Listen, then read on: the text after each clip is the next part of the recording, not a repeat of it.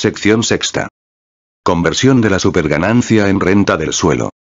Capítulo 37.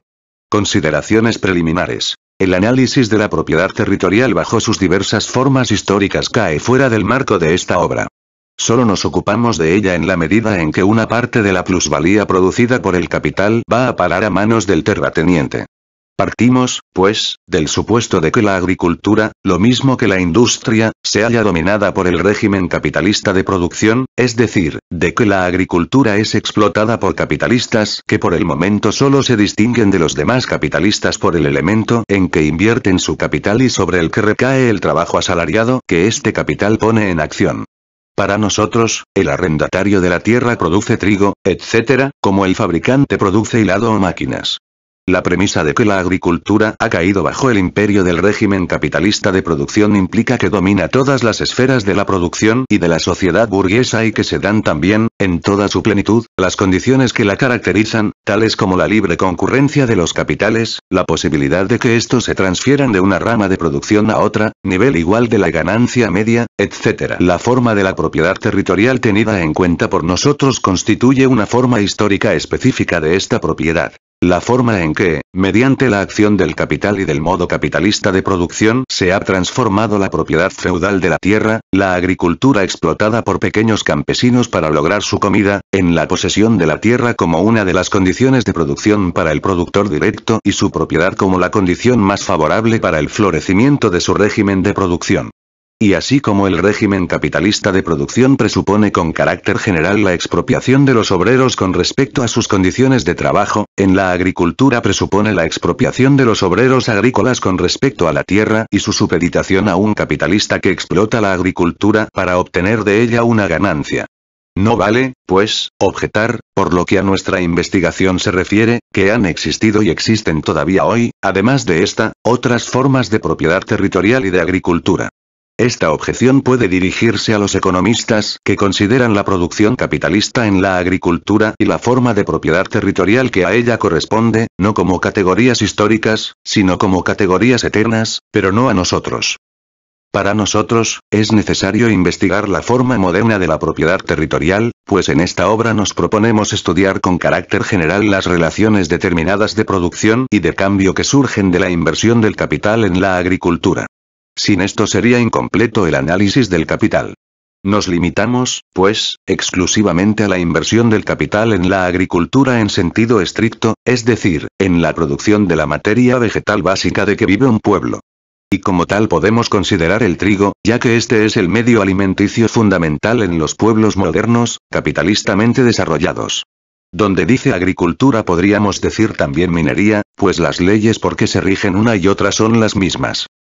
Uno de los grandes méritos de A. Smith consiste en haber expuesto cómo la renta del suelo del capital invertido en la producción de otros productos agrícolas, por ejemplo, de lino, de plantas colorantes, en la ganadería como una rama independiente, etc., se halla determinada por la renta del suelo que arroja el capital invertido en la producción del medio alimenticio fundamental.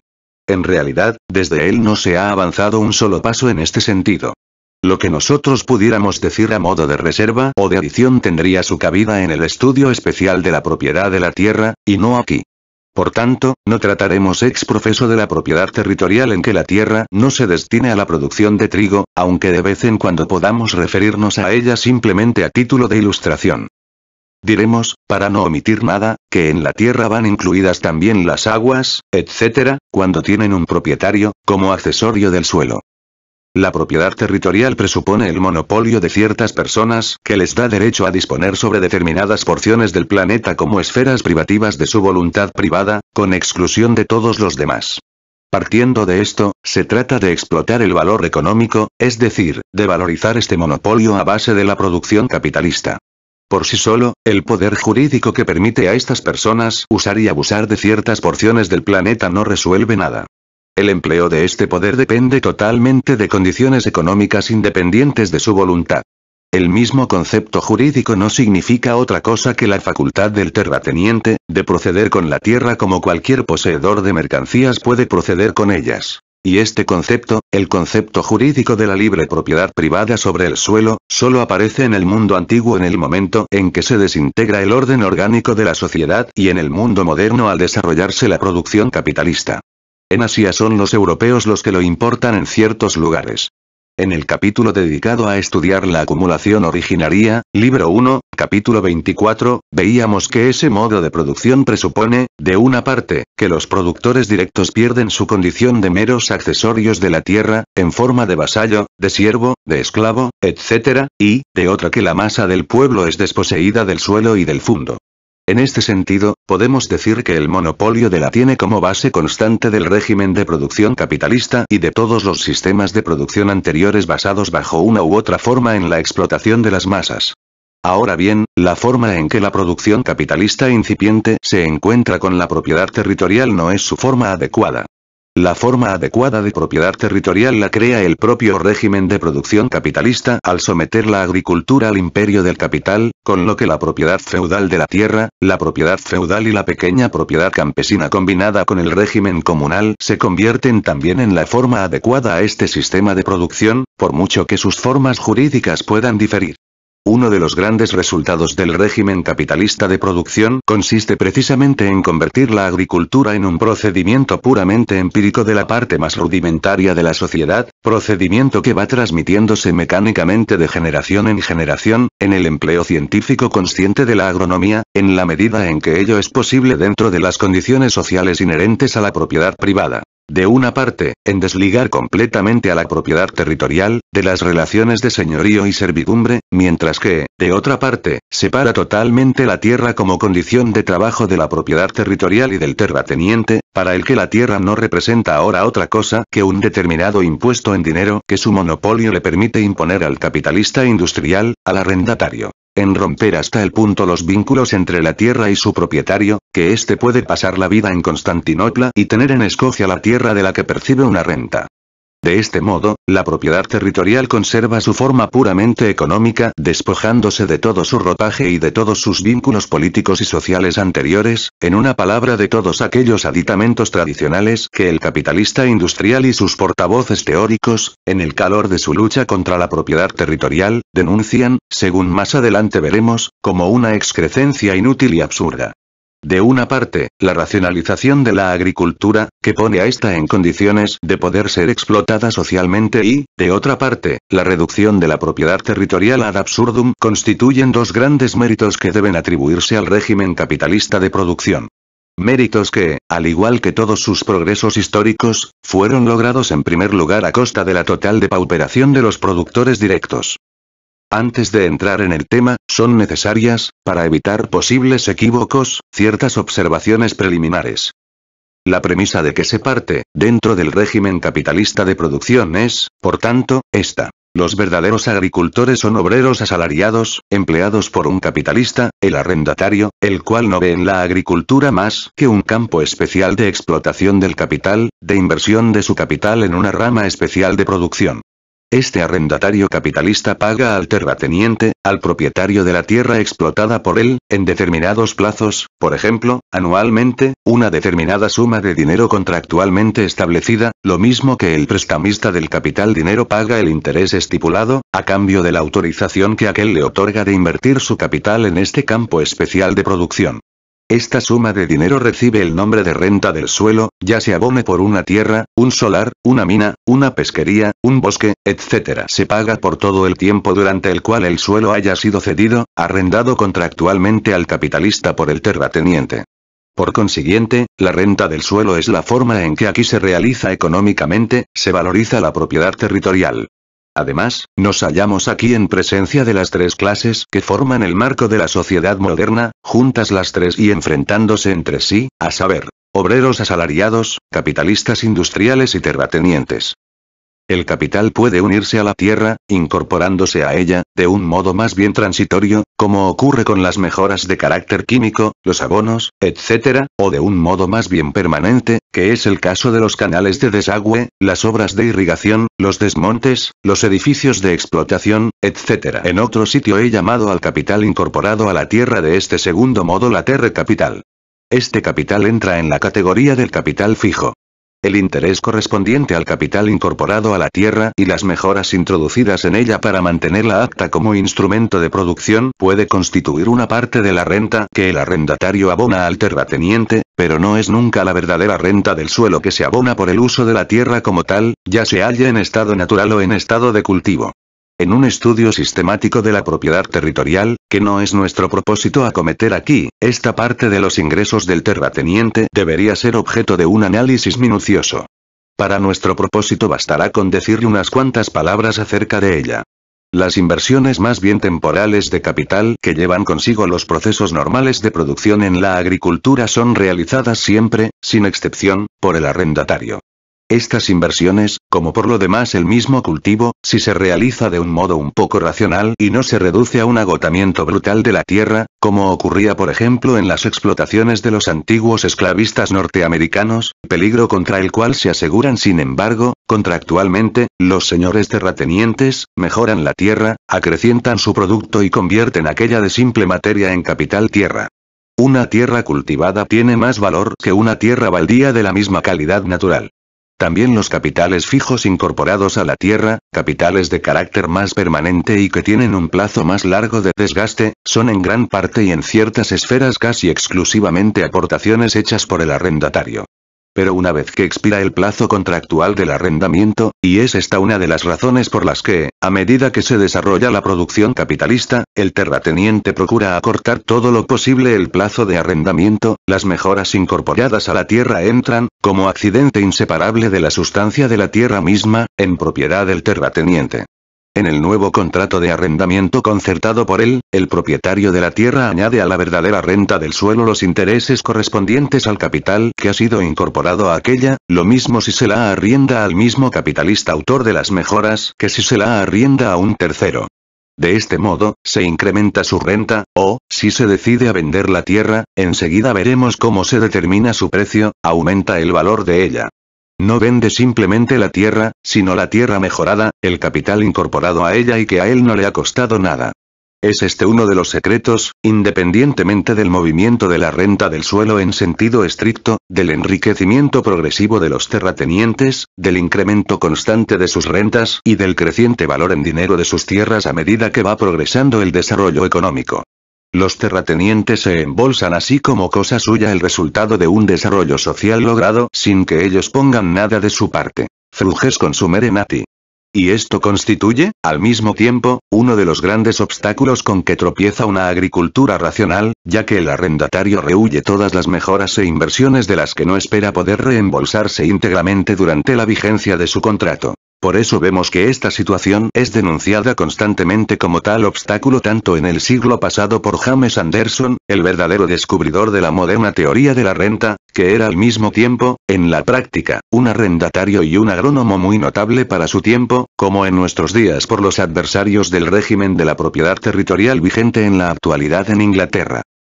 A. Walton, History of the Landed Tenures of Great Britain and Ireland, Londres, 1865, pp. 96s, dice acerca de esto. Todos los esfuerzos de las numerosas empresas agrícolas existentes en nuestro país no podrán conseguir resultados muy importantes o realmente notables en el verdadero camino de la mejora de los cultivos, mientras estas mejoras contribuyan en grado mucho mayor a acrecentar el valor de la propiedad territorial y la cuantía de la renta del terrateniente que a mejorar la situación del arrendatario o del obrero agrícola. Los arrendatarios en general saben tan bien como los terratenientes, como sus administradores e incluso como el presidente de cualquier sociedad agrícola, que un buen drenaje, abono abundante y un buen cultivo, combinados con el empleo de más obreros para limpiar y trabajar concienzudamente la tierra, dan resultados maravillosos, tanto en lo que se refiere a la mejora de la tierra misma como en lo tocante al aumento de su producción. Pero todo esto requiere desembolsos considerables y los arrendatarios saben asimismo muy bien que, por mucho que ellos mejoren la tierra o eleven su valor, los que a la larga salen más beneficiados con ello son los terratenientes, que ven aumentar sus rentas y el valor de su tierra, y son lo suficientemente astutos para comprender lo que aquellos oradores o sea, los terratenientes y sus administradores, en los banquetes agrícolas les recomiendan siempre muy significativamente que olviden, a saber, que la parte del león de todas las mejoras introducidas por los arrendatarios tiene que ir a parar siempre, en última instancia, al bolsillo de los terratenientes, por mucho que el anterior arrendatario haya mejorado la tierra que llevaba en arriendo, el que le siga se encontrará siempre con que el propietario le subirá la renta en proporción al incremento de valor conseguido por la tierra como consecuencia de las mejoras anteriores. Este proceso no se ve tan claro en la verdadera agricultura como en el empleo de los terrenos para la edificación. La inmensa mayoría de las tierras que en Inglaterra se venden para la construcción, pero no como freehold, en libre propiedad, son arrendadas por los propietarios por un plazo de 99 años, o por un término menor si es posible. Pasado este plazo, los edificios revierten con el suelo al propietario de este. Los arrendatarios quedan obligados, al expirar el contrato de arriendo, a entregar al gran terrateniente la casa en buen estado de habitabilidad, después de haberle pagado entre tanto una renta excesiva por el suelo. Apenas ha expirado el contrato de arriendo, se presenta el agente el inspector del propietario, inspecciona vuestra casa, vela porque la pongáis en buen estado, toma posesión de ella y la anexiona al territorio de su señor. No cabe la menor duda de que, si este sistema se mantiene en pleno vigor durante algún tiempo más, la propiedad de todas las casas del Reino Unido pasará, al igual que la propiedad rústica, a manos de los grandes terratenientes. Todo el West End de Londres, al norte y al sur de Temple Bar, pertenece ya casi exclusivamente a una media docena sobre poco más o menos de grandes terratenientes que perciben por sus propiedades unas rentas enormes, y allí donde los contratos de arriendo no han expirado aún van venciendo unos tras otros rápidamente. Y lo mismo ocurre, en mayor o menor grado, en las demás ciudades del reino. Pero, con ser ello mucho, este sistema avaricioso de exclusivismo y monopolio no se detiene aquí. La casi totalidad de los muelles de nuestros puertos se hallan, como resultado del mismo proceso de usurpación, en manos de los grandes leviatanes de la tierra Orp. Cit. Página 92-93. En estas condiciones, se comprende que si en 1861 el censo de Inglaterra y Gales, con una población total de 20.066.224 habitantes, registraba la cifra de 36.032 dueños de casas, la proporción entre los propietarios, el número de casas y la población total sería muy distinta clasificando a los grandes propietarios, de un lado, y, de otro, a los pequeños. Este ejemplo referente a la propiedad urbana es importante. Primero porque indica claramente la diferencia que existe entre la verdadera renta del suelo y el interés del capital fijo incorporado a la tierra que puede constituir una adición de la renta. El interés de los edificios, al igual que el del capital incorporado a la tierra por el arrendatario agrícola, corresponde durante la vigencia del contrato de arriendo al capitalista industrial, al especulador en fincas urbanas o al arrendatario y no tiene de por sí nada que ver con la renta del suelo que debe abonarse todos los años, en los plazos estipulados, por el uso de la tierra. Segundo porque demuestra cómo, a la par que la tierra, el capital incorporado a ella revierte en último término al terrateniente y cómo los intereses correspondientes pasan a incrementar su renta. Algunos escritores, en parte como portavoces de la propiedad territorial contra los ataques de los economistas burgueses y en parte con la tendencia a convertir el sistema capitalista de producción de un sistema de contradicciones en un sistema de armonías, como hace, por ejemplo, Carey, intentan identificar la renta del suelo, expresión económica específica de la propiedad territorial, con la categoría del interés. Con ello se borraría, en efecto, la contradicción entre terratenientes y capitalistas. El método inverso es precisamente el que se emplea en los comienzos de la producción capitalista. En aquellos tiempos, se consideraba generalmente la propiedad territorial como la forma primitiva y respetable de la propiedad privada, mientras que el interés del capital se hallaba desacreditado como usura. Por eso Dudley North, Locke, etc., presentaban el interés del capital como una forma análoga a la renta del suelo, lo mismo que Turgot deducía la justificación del interés de la existencia de la renta del suelo. Nuestros jóvenes autores olvidan, aún sin tener en cuenta que la renta del suelo puede existir y existe de hecho en toda su pureza, sin el aditamento de ningún interés para el capital incorporado a la tierra, que el terrateniente, bajo esta forma, no solo percibe el interés de un capital ajeno que no le ha costado nada, sino que además se queda con el capital sin dar nada a cambio. La propiedad territorial, como todas las demás formas de propiedad de un modo definido de producción, ha de responder a una necesidad histórica transitoria y también, por consiguiente, a las relaciones de producción y de cambio que de él se derivan. Y es indudable que, como más adelante veremos, la propiedad territorial se distingue de los demás tipos de propiedad en que, al llegar a una determinada fase de desarrollo, aparece como una forma superflua y nociva incluso desde el punto de vista del mismo régimen capitalista de producción. En otro aspecto puede la renta del suelo confundirse con el interés, desvirtuándose así su carácter específico. La renta del suelo aparece representada por una suma determinada de dinero que el terrateniente percibe todos los años por el arriendo de una porción del planeta. Ya hemos visto que todo ingreso determinado en dinero puede ser capitalizado, es decir, considerado como el interés de un capital imaginario. Si el tipo medio de interés es, por ejemplo, el 5%, una renta del suelo anual de 200 libras esterlinas podrá considerarse, por tanto, como el interés correspondiente a un capital de 4.000 libras. Esta renta del suelo así capitalizada es la que constituye el precio de compra o el valor de la tierra. Categoría prima facie irracional, tan irracional como la del precio del trabajo, toda vez que la tierra no es producto del trabajo ni puede, por tanto, tener un valor. Por otra parte, detrás de esta forma irracional se esconde una relación real de producción. Si un capitalista compra por 4.000 libras esterlinas una tierra que da una renta anual de 200, percibirá el interés anual medio del 5% correspondiente a las 4.000 libras, exactamente lo mismo que si invirtiera este capital en títulos o valores rentables o lo prestase directamente al 5% de interés. Trátase de la valorización de un capital de 4.000 libras al 5%. A base de este supuesto, se repondría en 20 años del precio de compra de la tierra con las rentas de esta. Por eso en Inglaterra se calcula el precio de compra de propiedades inmobiliarias según su years purchase, lo cual no es más que un modo distinto de expresar la capitalización de la renta del suelo. Lo que se compra con el precio abonado no es en realidad la tierra, sino la renta que de ella se obtiene, calculada a base del tipo normal de interés. Pero esta capitalización de la renta presupone la renta misma, mientras que la renta no puede, a su vez, explicarse ni derivarse partiendo de su propia capitalización. Por tanto, es la existencia de la renta, independiente de la venta de la tierra, la premisa de la que debemos partir. Se sigue de aquí que, dando por supuesta la renta del suelo como una magnitud constante, el precio de la tierra puede aumentar o disminuir en razón inversa al aumento o a la disminución del tipo de interés. Si el tipo normal de interés bajase del 5 al 4%, tendríamos que una renta anual de 200 libras representaría la valorización anual de un capital de 5.000 libras en vez de 4.000 como antes, con lo cual el precio de la finca subiría de 4.000 a 5.000 libras o de 20 years purchase a 25. Y a la inversa, en el caso contrario. Es este un movimiento del precio de la tierra independiente del movimiento de la misma renta del suelo y regulado exclusivamente por el tipo de interés.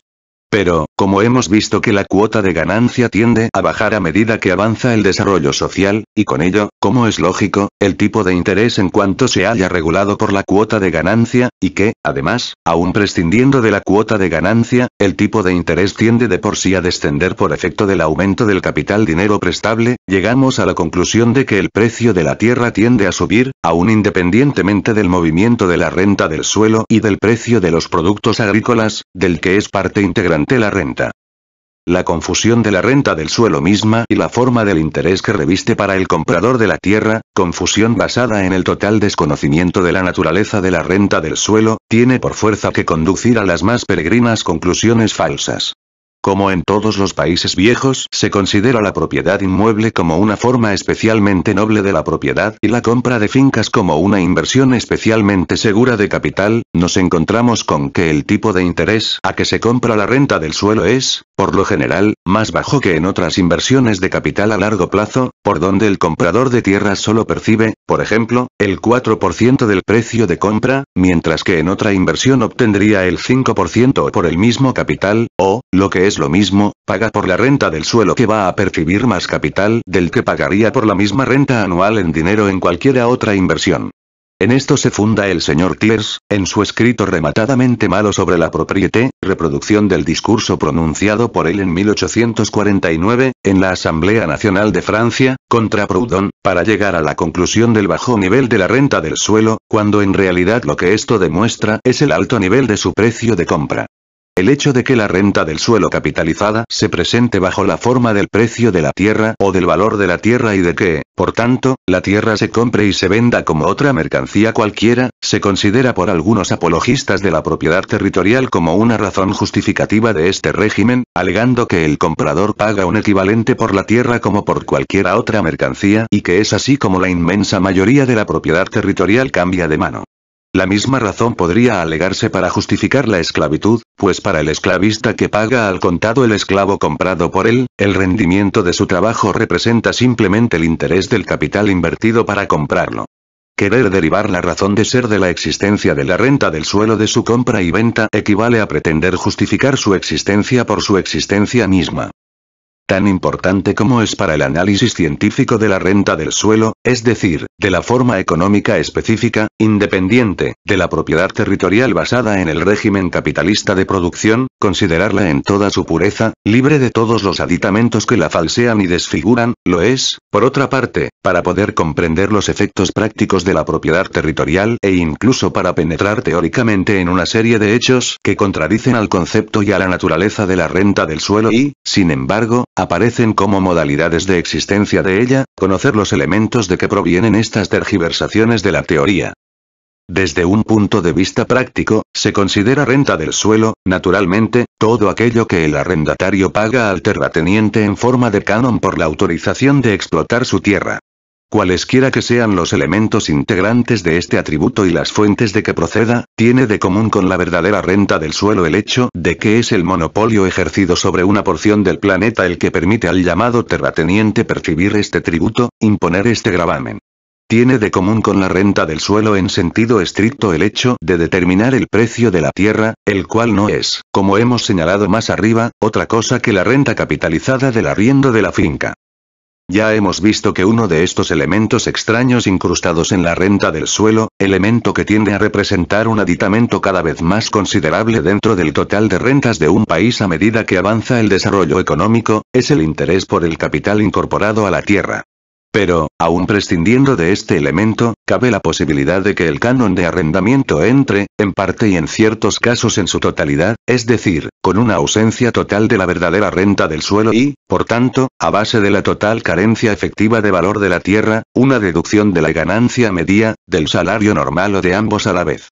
Esta parte de la ganancia o del salario aparece aquí bajo la forma de renta del suelo porque, en vez de adjudicarse al capitalista industrial o al obrero asalariado, como sería lo normal, se le paga al terrateniente bajo la forma de canon de arrendamiento. Económicamente hablando, ni una parte ni otra constituyen verdadera renta del suelo. Pero, prácticamente, constituyen una renta del propietario de la tierra, una valorización económica de su monopolio, exactamente lo mismo que la verdadera renta del suelo y contribuyen lo mismo que ésta a determinar el precio de la tierra. Aquí no nos referimos a aquellas situaciones en que la renta del suelo, el tipo de propiedad territorial correspondiente al régimen capitalista de producción, existe de un modo puramente formal, sin que exista el mismo régimen de producción capitalista, sin que el arrendatario sea de por sí un capitalista industrial o su explotación una explotación de tipo capitalista. Así acontece, por ejemplo, en Irlanda, donde el arrendatario es, por regla general, un pequeño campesino. Lo abonado por él al terrateniente en concepto de canon absorbe generalmente no solo una parte de su ganancia, es decir, de su propio trabajo sobrante, del que él tiene derecho a disponer como propietario, que es de sus instrumentos de trabajo, sino también una parte del salario normal que en otras condiciones percibiría por la misma cantidad de trabajo. Además, el terrateniente que aquí no hace absolutamente nada por mejorar la tierra, le expropia su pequeño capital, incorporado a la tierra casi siempre por obra de su propio trabajo, exactamente lo mismo que, en condiciones parecidas, le expropiaría un usurero. Con la diferencia de que el usurero arriesga, por lo menos, su propio capital en la operación. En torno a este constante despojo giran las discusiones a que da lugar la legislación agraria irlandesa. Esta tiende, en esencia, a que el terrateniente que rescinda su contrato con el colono venga obligado a indemnizar a este de las mejoras introducidas por él en la tierra o del capital que incorpore a la finca arrendada.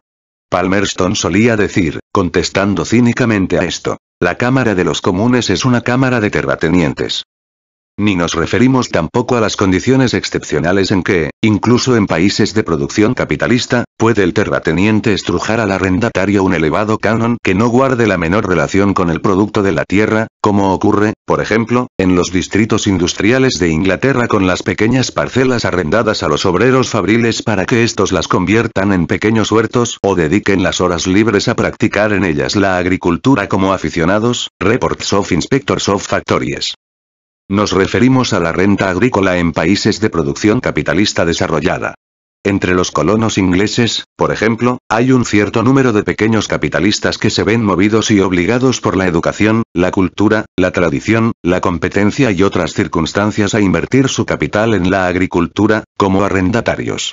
No tienen más remedio que contentarse con obtener menos de la ganancia media, cediendo una parte de ella al terrateniente en forma de renta, ya que de otro modo no les sería permitido invertir su capital en la tierra, en la agricultura. Y como los terratenientes ejercen en todas partes y especialmente en Inglaterra una influencia predominante sobre la legislación, pueden utilizarla para estafar a la clase entera de los arrendatarios.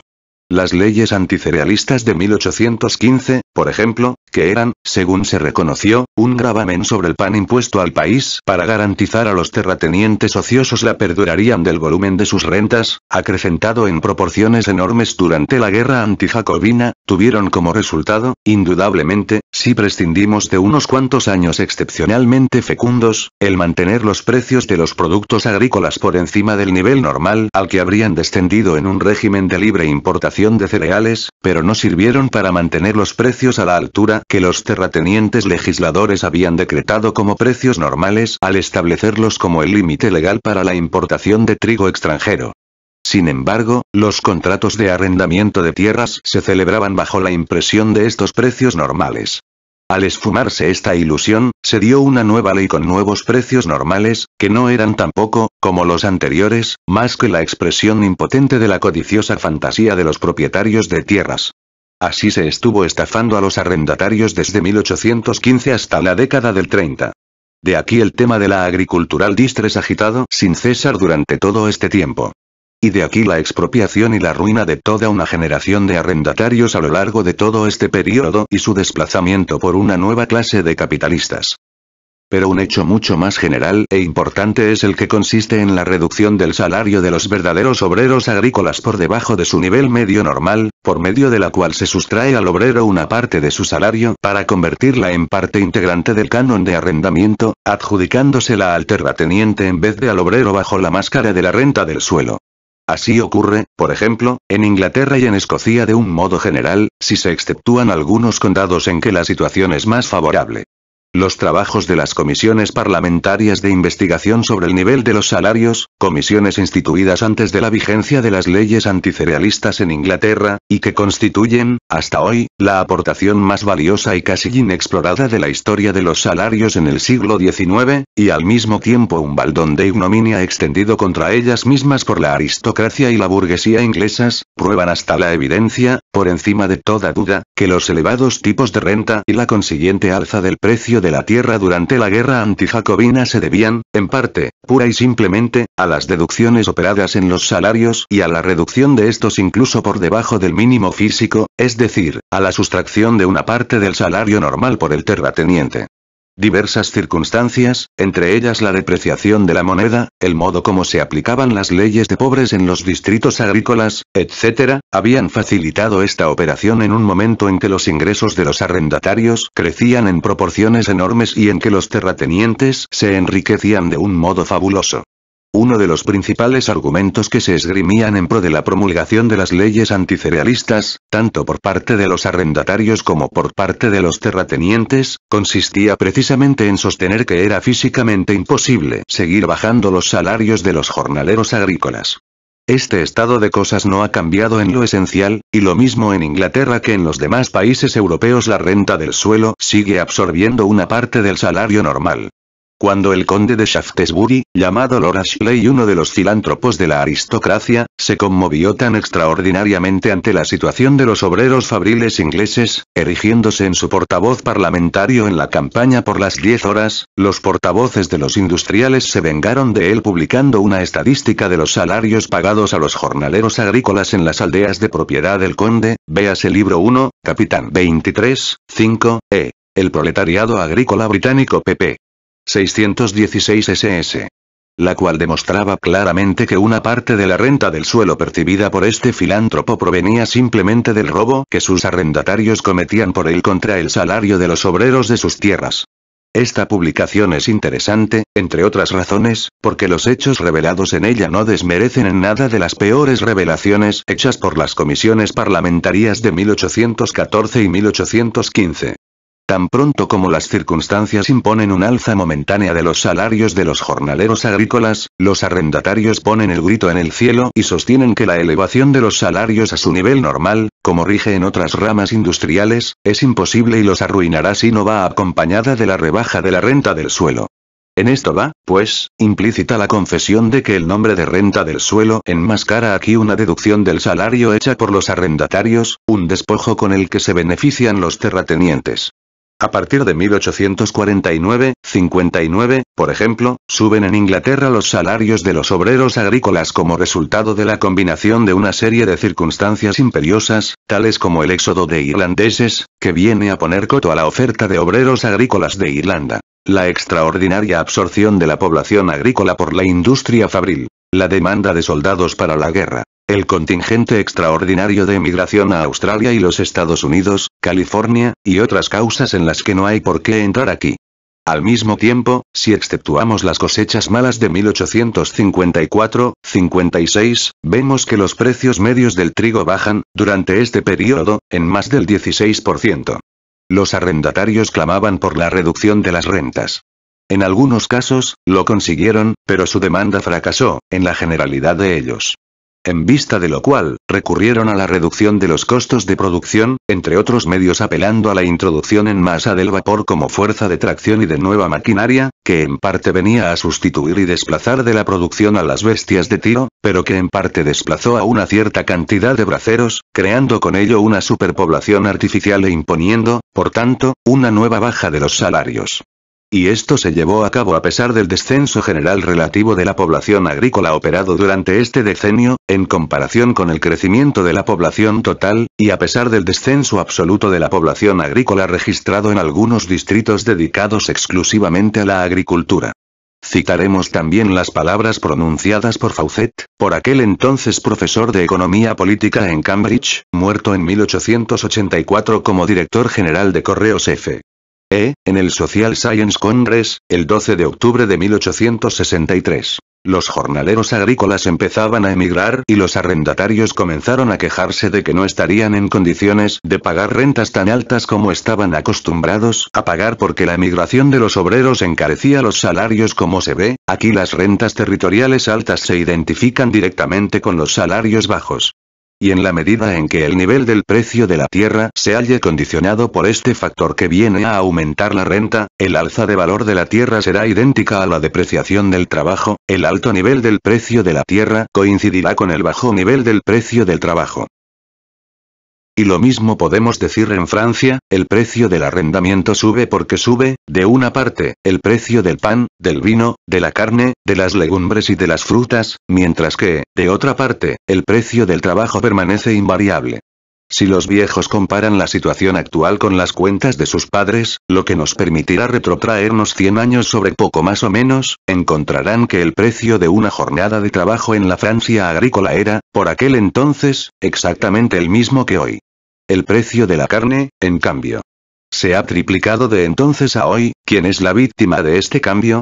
¿Es el rico, el propietario de la tierra arrendada, el pobre que la trabaja? El aumento del precio del arrendamiento es un signo de una desgracia pública du mécanisme de la société en France et en Angleterre, por M. Rubichon, segunda, ed. París, 1837, p. 101. Ejemplos de renta por efecto de la deducción operada, de una parte, sobre la ganancia y, de otra parte, sobre el salario medio. Morton, a quien citábamos más arriba, agente de tierras e ingeniero agrónomo, dice que se ha observado en muchas regiones que la renta en arriendos de gran volumen es más baja que en arriendos pequeños, ya que la competencia, tratándose de estos, es generalmente mayor que con respecto a aquellos y porque los pequeños arrendatarios, que rara vez se hallan en condiciones de dedicarse a otro negocio que no sea la agricultura, se muestran frecuentemente dispuestos a pagar una renta a unas sabiendas de que es demasiado alta, porque les acucia la necesidad de encontrar una ocupación más adecuada. John L. Morton, The Resources of States, Londres, 1858, p. 116. Sin embargo, en Inglaterra esta diferencia tiende, según él, a desaparecer, a lo que contribuye considerablemente, a su juicio, el grado de emigración entre la clase de los pequeños arrendatarios. El mismo Morton pone un ejemplo en que se ve manifiestamente cómo la renta del suelo absorbe una parte del salario del mismo colono y con mayor seguridad aún, por tanto, de las gentes que trabajan para él. Se trata de arriendos de menos de 70, 80 acres, 30, 34 hectáreas, que no pueden sostener un arado de doble tiro. El colono, con estos arriendos, no puede salir adelante si no trabaja por sí mismo tanto como cualquier obrero. Si deja que sus jornaleros trabajen y se limita a vigilarlos, lo más probable es que se encuentre muy pronto en la imposibilidad de hacer efectiva la renta ORP. Cit. p. 118. De donde Morton llega a la conclusión de que, a menos que se trate de una región en que los arrendatarios sean muy pobres, los arriendos no deben ser nunca inferiores a 70 acres, para que el colono pueda mantener 2 o 3 caballos. Sabiduría extraordinaria del señor Leon C. de la Vergne, membre del Institute de la Société Centrale d'Agriculture. En su Economie Rurale de Angleterre, traducción inglesa, Londres, 1855, establece la siguiente comparación entre el aprovechamiento anual del ganado vacuno empleado para el trabajo en Francia y el que no se emplea en Inglaterra, donde es sustituido por caballos, p. 42. Sin embargo, el total es mayor en el segundo que en el primero, pues según los datos consignados por él la leche es en Inglaterra doble de cara que en Francia, mientras que para la carne consigna los mismos precios en los dos países, p. 35. Por consiguiente, el producto de la leche se reduce, en Inglaterra, a 8 millones de libras esterlinas, con lo que el producto total queda reducido a 28 millones, como en Francia.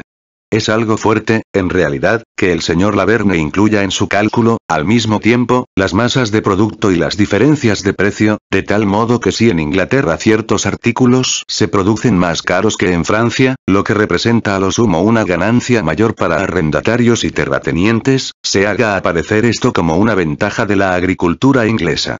Que el señor Laverne no conoce solo los éxitos económicos de la agricultura inglesa, sino que profesa además los prejuicios de los arrendatarios y terratenientes ingleses nos lo demuestra en la p. 48. Los cultivos de cereales representan por lo general una gran desventaja, agotan la tierra en que se realizan.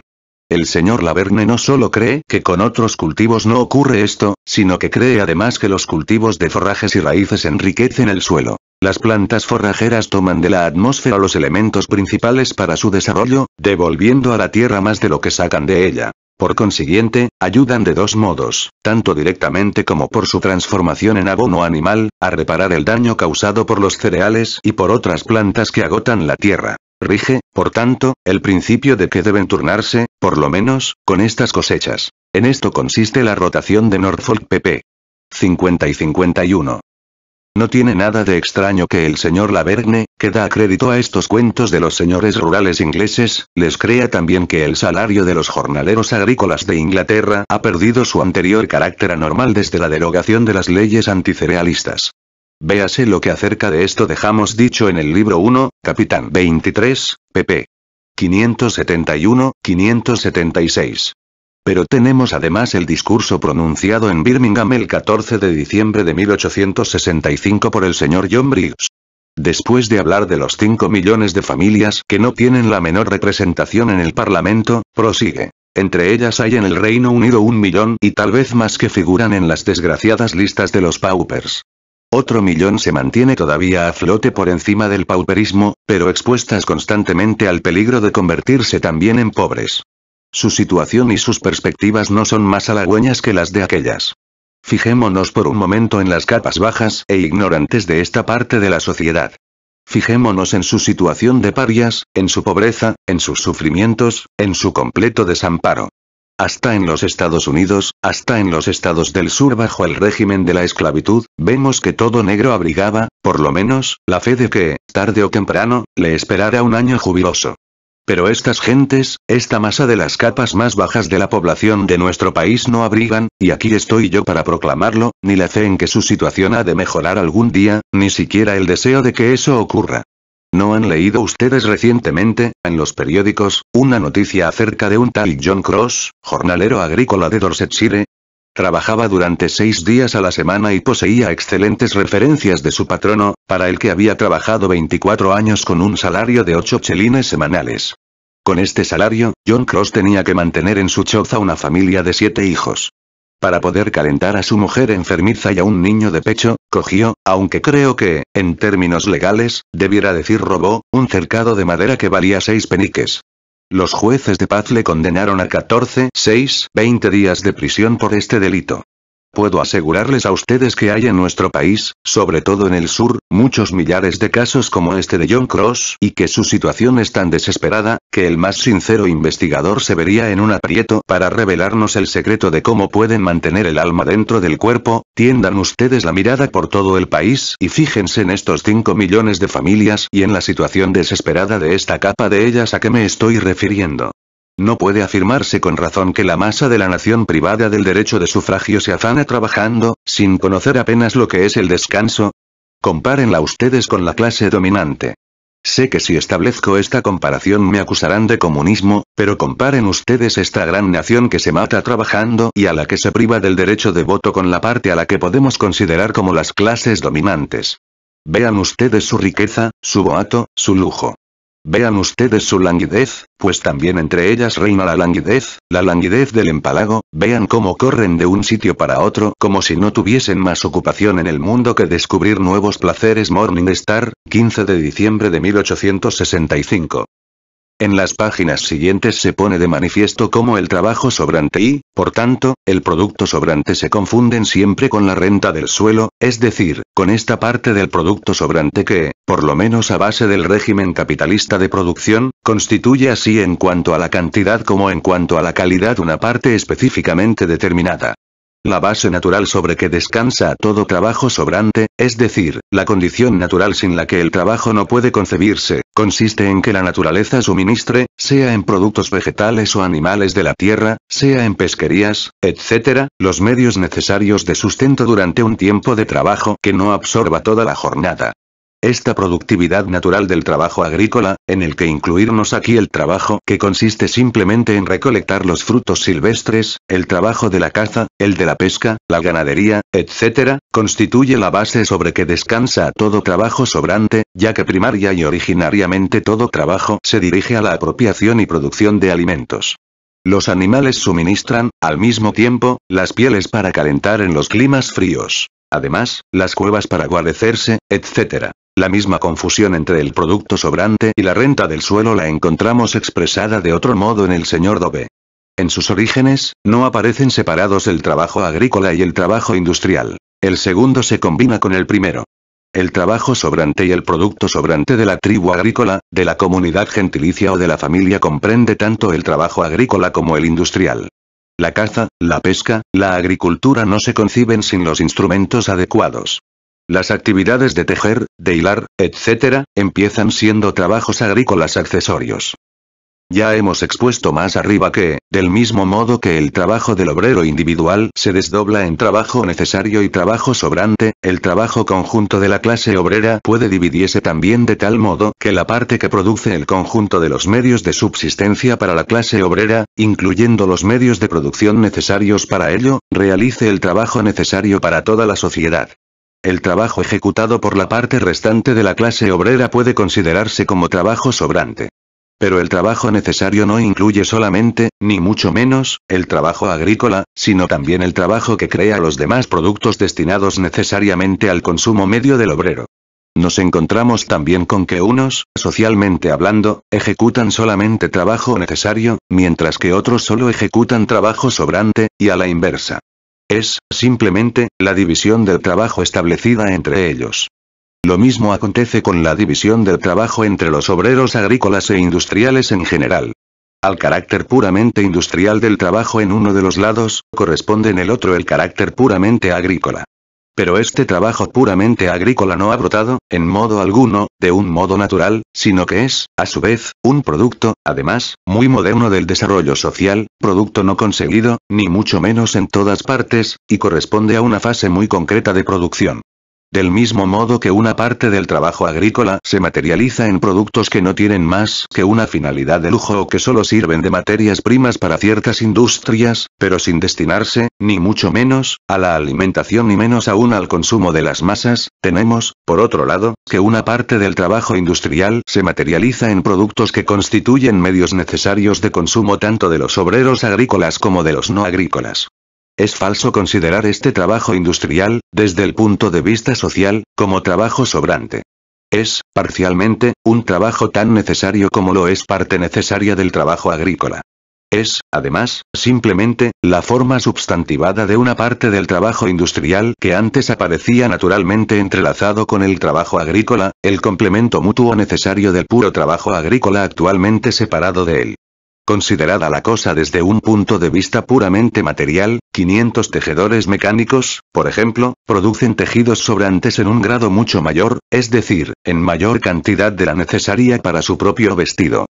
Finalmente, cuando se estudian las formas en que se manifiesta la renta del suelo, es decir, el canon en dinero que se paga al terrateniente bajo el título de renta del suelo, ya sea para fines productivos o para fines de consumo, debe tenerse en cuenta que el precio de cosas que no tienen de por sí un valor, es decir, que no son producto del trabajo como acontece con la tierra, o que, por lo menos, no pueden reproducirse mediante el trabajo, como ocurre con las antigüedades, las obras de arte de determinados maestros, etc., pueden obedecer a combinaciones muy fortuitas. Para poder vender una cosa, basta con que esta cosa sea monopolizable y enajenable. 3 son los errores fundamentales que deben evitarse en el estudio de la renta del suelo y que empañan la claridad del análisis. 1. La confusión de las diversas formas de renta que corresponden a diversas fases de desarrollo del proceso social de producción.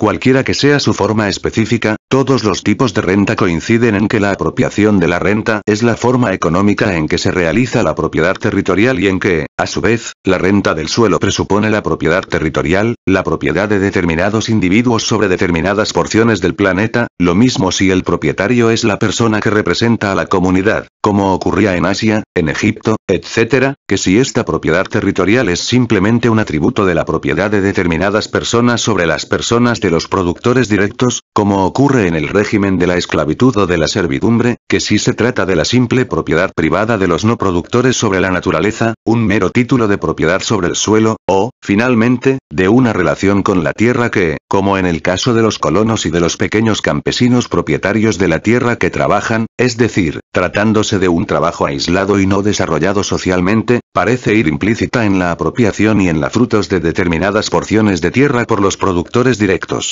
Este carácter común de las distintas formas de la renta, el de ser realización económica de la propiedad territorial y la ficción jurídica por virtud de la cual diversos individuos poseen de un modo exclusivo determinadas porciones del planeta, hace que pasen inadvertidas sus diferencias. 2. Toda renta del suelo es plusvalía, producto del trabajo sobrante.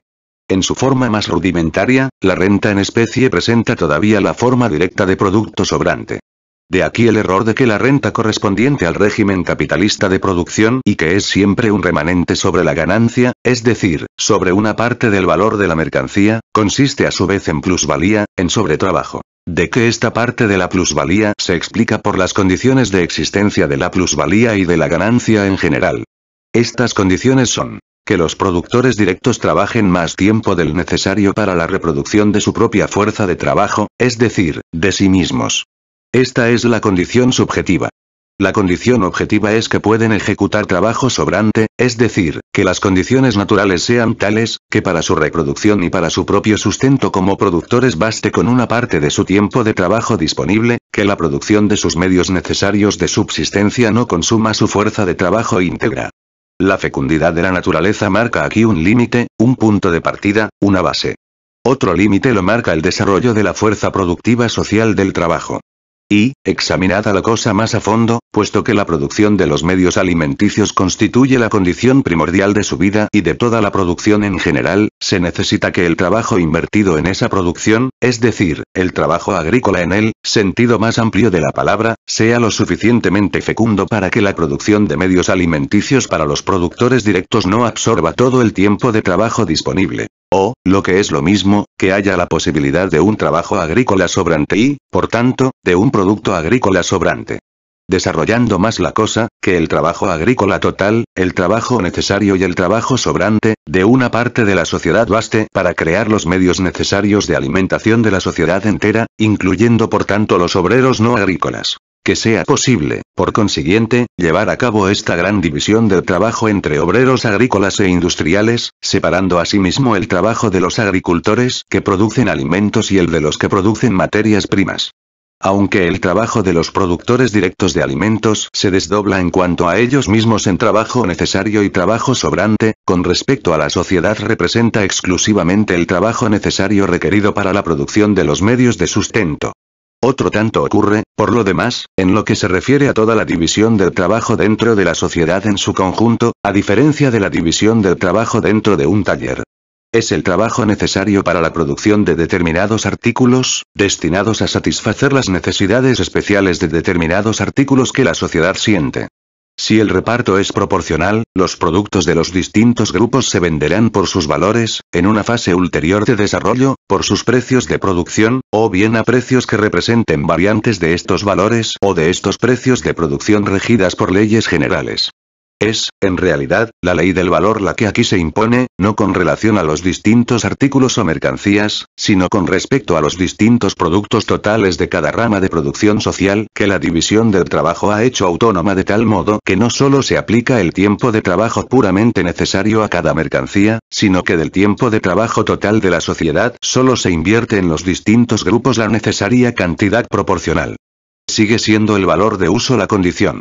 Por si el valor de uso depende, en cada mercancía, de por sí, de su aptitud para satisfacer una necesidad, tratándose de la masa social de productos, dependerá de que esta masa sea adecuada a la necesidad cuantitativamente determinada que la sociedad sienta de esa clase concreta de productos y, por tanto, de que el trabajo se distribuya proporcionalmente entre las diversas ramas de producción en orden a estas necesidades sociales, cuantitativamente establecidas.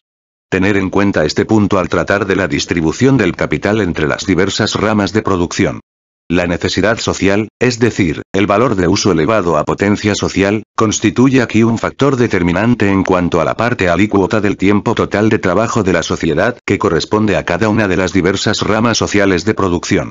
Es la misma ley con que nos encontrábamos al estudiar cada mercancía de por sí, a saber, la ley de que su valor de uso es la premisa de su valor de cambio y, por tanto, de su valor. Este punto solo guarda relación con la proporción entre el trabajo necesario y el trabajo sobrante en el sentido de que, si esta proporción se infringe, no podrá realizarse el valor de la mercancía ni, por tanto, la plusvalía contenida en ella. Supongamos, por ejemplo, que se produzcan proporcionalmente demasiados tejidos de algodón, aunque en este producto total solo se realice el tiempo de trabajo necesario para crearlo dentro de las condiciones dadas. A pesar de esto, se invertirá demasiado trabajo social en esta rama especial de producción, con lo cual carecerá de utilidad una parte del producto. El producto total solo se venderá, pues, como si se hubiese producido en la proporción necesaria. Este límite cuantitativo de las partes alícuotas del tiempo, de trabajo social que ha de invertirse en las diversas ramas especiales de producción no es sino una expresión más desarrollada de la ley del valor en general, si bien el tiempo de trabajo necesario adquiere aquí un sentido distinto. Solo se necesita tal o cual cantidad de él para satisfacer la necesidad social. Es el valor de uso lo que establece el límite. Bajo las condiciones dadas de producción la sociedad solo puede invertir tanto o cuanto de su tiempo total de trabajo en esta clase concreta de productos. Pero las condiciones subjetivas y objetivas del trabajo sobrante y de la plusvalía en general no tienen nada que ver con la forma concreta ni de la ganancia ni de la renta. Son condiciones que rigen para la plusvalía como tal, cualquiera que sea la forma especial que revista. No explican, por tanto, la renta del suelo. 3. La valorización económica de la propiedad territorial. El desarrollo de la renta del suelo revela con una fuerza especial que su cuantía no depende en absoluto de la intervención personal de quien la percibe, sino del desarrollo del trabajo social, independiente de su acción y en el que él no tiene intervención alguna. Por eso es fácil concebir como característica peculiar de la renta, y del producto agrícola en general, algo que, a base de la producción de mercancías y, más concretamente, de la producción capitalista, que es en conjunto reproducción de mercancías, sea algo común a todas las ramas de producción y a todos sus productos. La cuantía de la renta del suelo, y con ella el valor de la tierra, se desarrolla a la par que se desarrolla la sociedad, como resultado del trabajo total de esta. De una parte, se van extendiendo el mercado y la demanda de productos agrícolas. De otra parte, crece directamente la demanda de la tierra misma, como medio de producción que compite con todas las ramas productivas, incluso las no agrícolas. Al mismo tiempo, la renta y con ella el valor de la tierra, para no hablar más que de la renta agrícola en sentido estricto, se desarrollan a la par que se extiende el mercado para los productos de la tierra y, por tanto, a medida que aumenta también la producción no agrícola, conforme crecen sus necesidades y su demanda de medios de sustento y de materias primas. Es una tendencia inherente a la naturaleza del régimen capitalista de producción la de que la población agrícola disminuye constantemente en proporción a la no agrícola, ya que en la industria, en sentido estricto, el desarrollo del capital constante con respecto al capital variable va unido al aumento absoluto del capital variable paralelo a su descenso relativo, mientras que en la agricultura disminuye en términos absolutos el capital variable necesario para la explotación de una determinada porción de tierra y, por tanto, solo puede aumentar a medida que se ponen en explotación nuevas tierras, lo cual presupone, a su vez, un crecimiento mayor aún de la población no agrícola. En realidad, no es este un fenómeno peculiar a la agricultura ni a los productos agrícolas. Se trata más bien de un fenómeno que, a base de la producción de mercancías y de su forma absoluta, la producción capitalista, rige para todas las demás ramas de producción y para todos los demás productos. Estos productos son mercancías, valores de uso, que solo poseen un valor de cambio y un valor de cambio realizable, susceptible de convertirse en dinero, en la medida en que otras mercancías representen un equivalente con respecto a ellos, en que otros productos se enfrenten a ellos como mercancías y como valores. En la medida, por tanto, en que no se produzcan como medios directos de subsistencia para sus mismos productores, sino como mercancías, como productos que solo se convierten en valores de uso mediante su conversión en valor de cambio, en dinero, mediante su enajenación. El mercado para estas mercancías se desarrolla mediante la división social del trabajo, la separación entre los diversos trabajos productivos, convierte mutuamente sus respectivos productos en mercancías, en equivalentes entre sí. Hace que sirvan de mercado los unos o los otros. Esto no es, pues, ni mucho menos, nada peculiar de los productos agrícolas.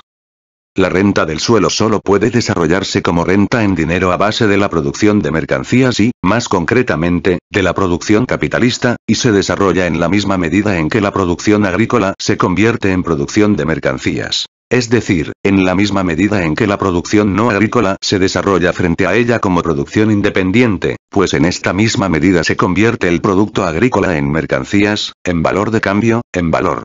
Y, a la par que con la producción capitalista se desarrolla la producción de mercancías y, por tanto, la producción de valor, se desarrolla también la producción de plusvalía y de producto sobrante. Y, al paso que se desarrolla esta producción, se desarrolla asimismo la capacidad de la propiedad territorial para absorber, gracias a su monopolio sobre la tierra, una parte cada vez mayor de esta plusvalía y, por consiguiente, para acrecentar el valor de su renta y el precio de la tierra misma. El capitalista es todavía un funcionario que actúa por su cuenta, por sí mismo, en el desarrollo de esta plusvalía y de este producto sobrante. El terrateniente se limita a embolsarse la parte cada vez mayor de producto sobrante y de plusvalía que le corresponde, parte que aumenta cada vez más sin intervención suya.